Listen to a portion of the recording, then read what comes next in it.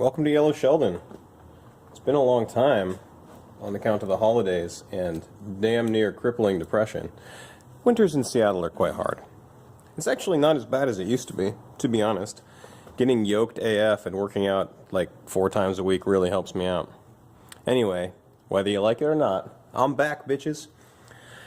Tonight I had a few things that I wanted to touch on, and they all seem to center around aerodynamics, funky wheels, and just my general opinion.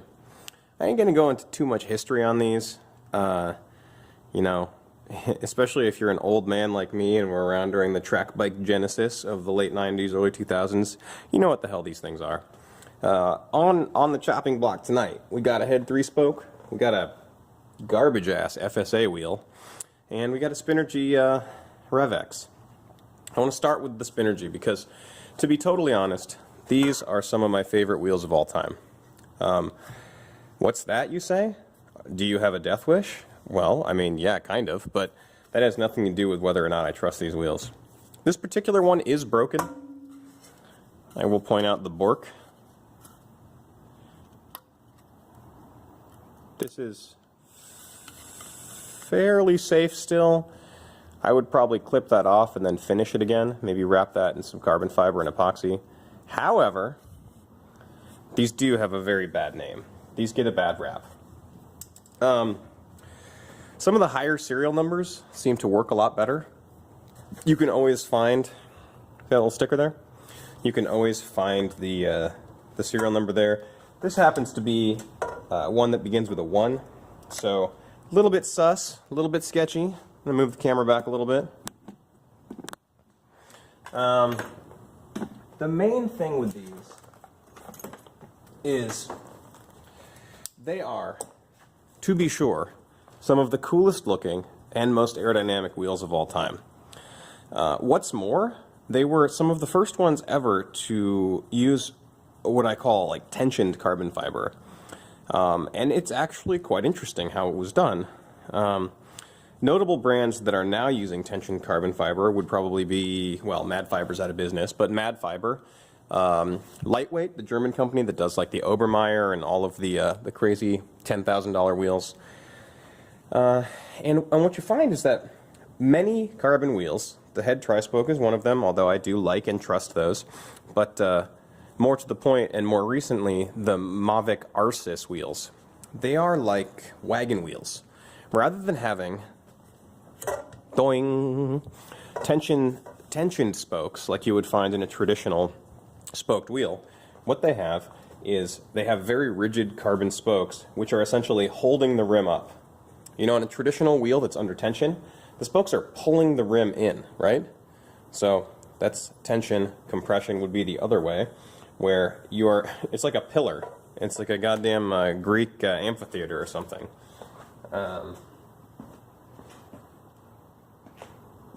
These, according to lore, these would have been the most aerodynamic, strongest, and most awesome wheels of all time if they had been assembled and manufactured to the original spec. I remember reading an interview at some point where the original designer of these wheels was disappointed that they had been implemented in such a way, where some corners had been cut and some costs had been saved, and you ended up with something which was a little bit less than desirable. So back to the tension part. How is this made? Well, it's actually rather interesting. So how do you get carbon fiber under tension like this? Well, in the case of these, the hub shell itself, inside of there, has little shelves that the carbon plates sit on top of, right? And so you start with flat, not tensioned carbon spokes. They're all 4 and they're flat. You're going to spread them and slip them over the ends of these, wherein they click into their home. They home in on this shoulder where they are glued in place. Then you have basically millimeter thickness carbon blades that are under a fairly good amount of tension. The first gen ones I really don't trust. These guys it's actually funny. If you ever track stand with one of these as your front wheel, and you happen to have a spoke right at the bottom of the rotation like this, it is incredibly disconcerting to watch them completely lose tension. So the width of the hub flange, or the center of the hub shell, that's the word I was looking for, it is insufficiently wide to impart enough tension. So when you're rocking back and forth like this, you're track standing, and hey presto, what do you see? You actually see the spokes flex in and flex out, right? So you're detensioning the goddamn wheel. And yes, I have seen these break. I have seen people come down from a wheelie and have the hub remain attached to the fork, and the fucking blades just shatter. So it is possible. However, I have ridden RevX's that I have, and this is so important, you guys, if you're buying secondhand RevX's, if you go to a bike swap or you're buying them off of eBay, before you ride them, inspect them carefully. Yes, I trust them. Absolutely. I have ridden at incredible speeds, doing sketchy shit, going up and down curbs with Spinergies. I usually use second or third generation ones, and they have been carefully inspected. If I find any problems with them, they have been repaired using epoxy and carbon fiber. And otherwise, yeah, they're great. They're fast as hell. I think it was the Postal Service team that, even after Spinergy stopped fucking around with these, they stopped making them, they still had several sets that they would use for the TT sections of the Tour de France because they were literally the fastest, most aerodynamic wheel ever. When you're inspecting them, things to inspect. Always inspect the pins and rivets. I've seen a lot of them fail at the rivets and they start to crack. So check these. Also, just what happens is, like, as they're spinning, rocks kind of fly up and like chip the corners. And actually that is exactly what is wrong with this one. This big sliver here, this big sliver is from it striking something. And it's coming delaminated there. Do you see? It's only, it's only a small portion of the carbon fiber.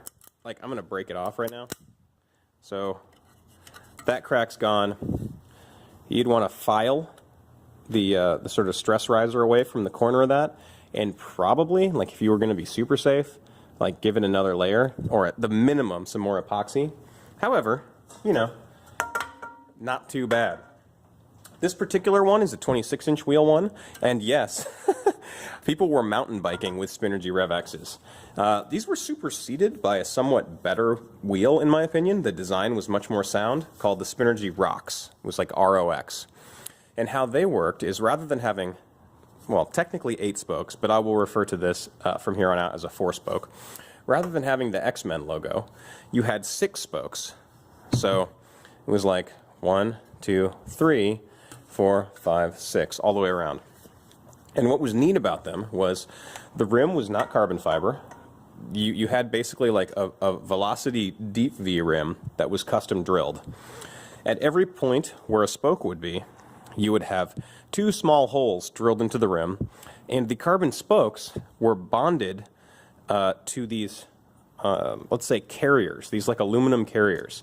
And the carriers had threaded spokes on them. So not only were they able to be trued, but if you crashed really bad and like broke a few spokes, you could order some new spokes from Spinergy and replace them.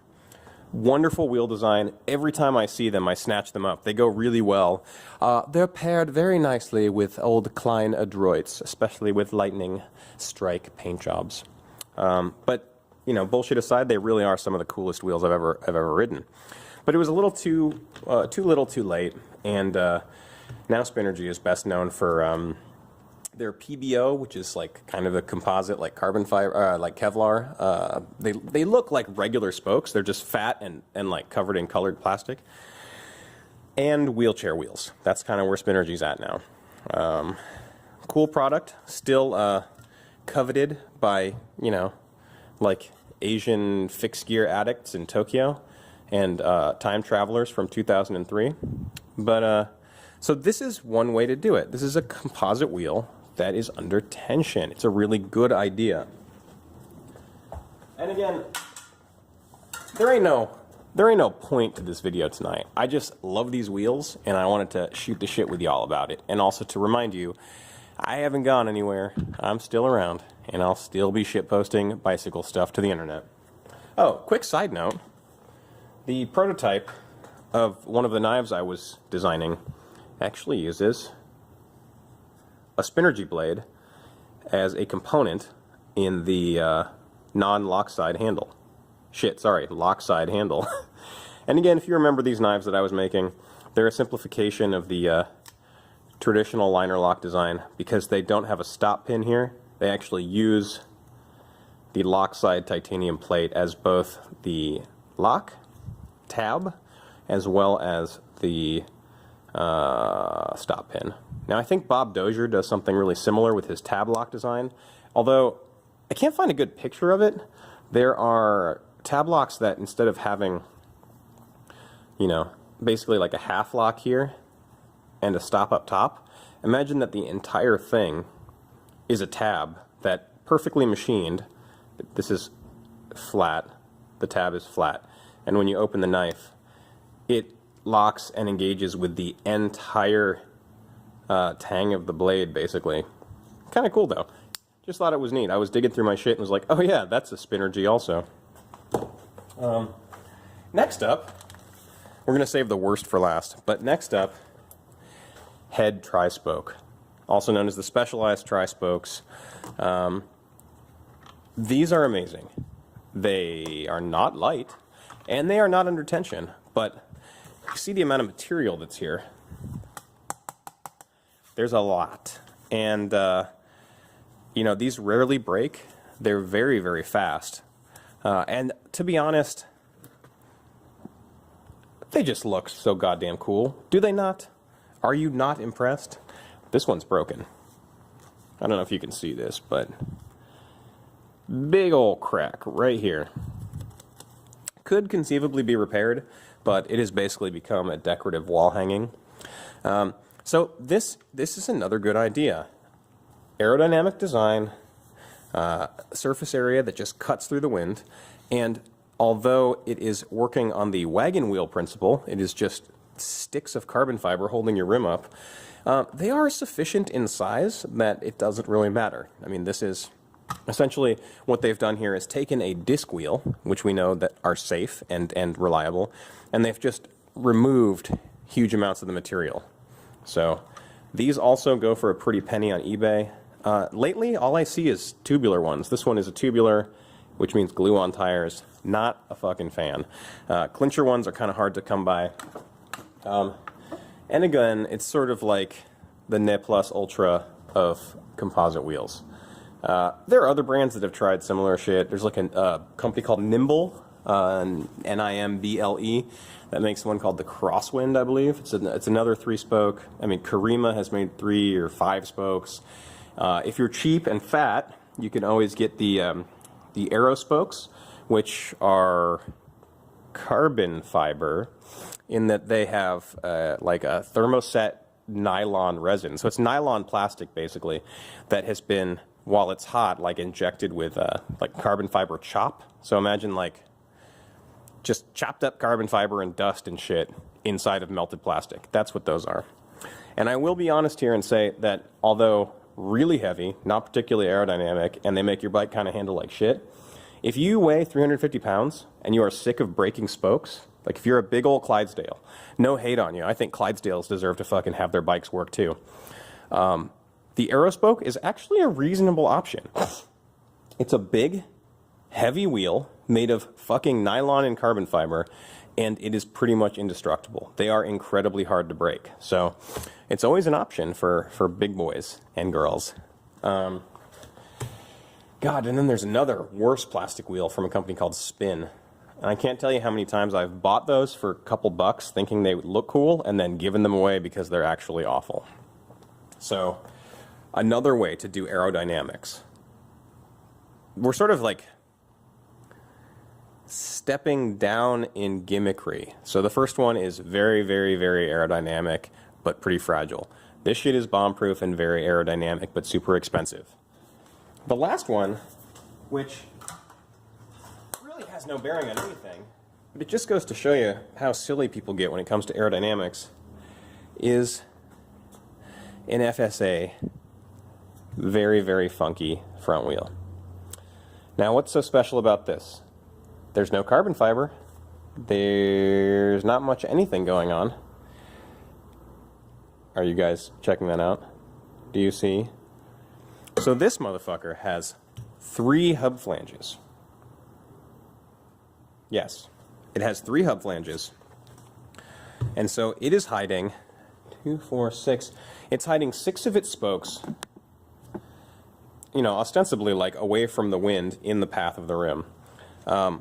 Much like the specialized Roval wheels that look like neurons or like muscle fibers, they have these big red plastic covers like that, and spokes come out of the dick tips of all of those little neurons. It's really just gimmicky. It's some shit that, you know, you see on a sales floor and you're like a beginning triathlete and you go, yeah, it looks good. Looks pretty aerodynamic. The nice thing about the rear ones of these, which again, from an engineering perspective, I think is actually a good idea, is low spoke count. And if you're familiar with like how dishing a wheel works, okay? When you have a wheel, like a rear wheel that has to have a cassette on it, you are giving up some strength, because the closer to symmetrical your spoke angles are, the stronger your wheel's going to be, right? So when you change the angle of half the spokes to something like this, your wheel becomes much less strong. So the rear wheel version of this was actually kind of cool, because this third hub flange actually kind of put a reinforcing layer right in the middle of the hub that was holding the rim up. And, you know, again, I use this word too much, but ostensibly, it was making it stronger. I think these are so silly, and I'm going to make a top out of this one. I love making tops out of bike parts. We just made one recently out of a Cerium ES something SL, and it's real neat. Here's what you do. You take some bike shit. You screw some bike shit together. You make sure the run out's pretty good. And then, and this is so key, you always, always, always press a ball bearing into the end, because the ball bearing will allow it to spin on a very fine, hard point. So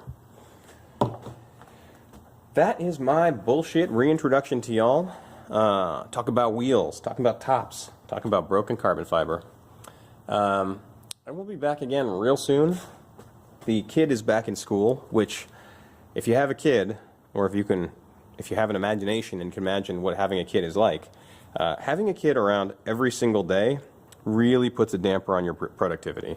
So, I am back. What the hell is that there? Weird. It's part of an Avid break. I really appreciate all of you, especially people who are commenting and liking. It's my favorite. You know, I'm not sure I deserve your comments and likes, but you're engaging with me, and at this point the channel is small enough that I can usually answer your questions, and it's fun. So, yeah, I hope you had a good Kwanzaa, Christmas, Hanukkah, whatever non-denominational, religious, or non-religious thing you celebrate. I hope you had a drunken New Year and regretted your entire life and all the decisions you've ever made the next day. And yeah. Another reason why I haven't been around much is that I started another job. I am bartending and bar backing at a bar in the evenings to get out of the house. And boy howdy, it is actually a lot of fun. If you don't drink or like do blow, going to the bar and seeing other people do blow and drink alcohol is really fun, actually. I'm sure I'll probably get sick of it at some point, but, you know, I'm a weird fucking guy. Anyway, King Yellshell out, and, yeah. Merry Christmas, y'all.